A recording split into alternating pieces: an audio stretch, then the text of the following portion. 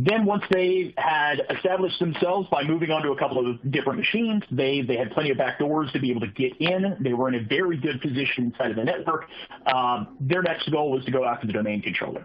So we saw some recon and discovery commands to where they were able to find all of the DCs. They got to those DCs using the credentials that they had already stolen.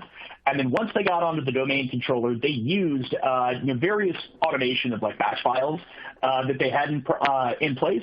They used those to be able to fingerprint various AV and EDR tools, looking for executables, services, processes that are running, different modules that may be attributed to these particular AV vendors.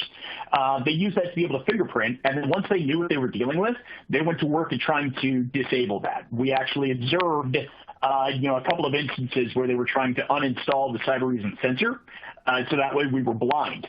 Thankfully, they weren't successful in this, but they definitely did do the attempt. Once they were done trying, they went ahead and executed the Black Basta payload, pushing out to all of the machines they had access to through WMI. Possibly as a way of tracking, they named the executable after the customer. So we wound up seeing, customer name.exe.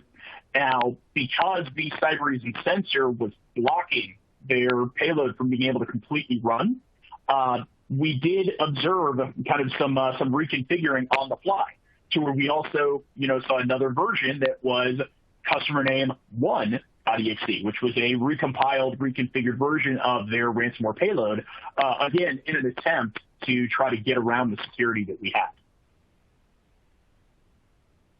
Now, in this particular case, once we were on it and we were hunting, we were able to get these customers taken care of through various incident response services and through our MDR service inside of the global SOC.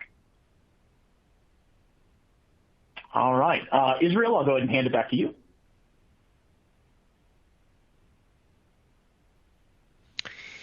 Thank you so much, Derek, for this in-depth threat analysis.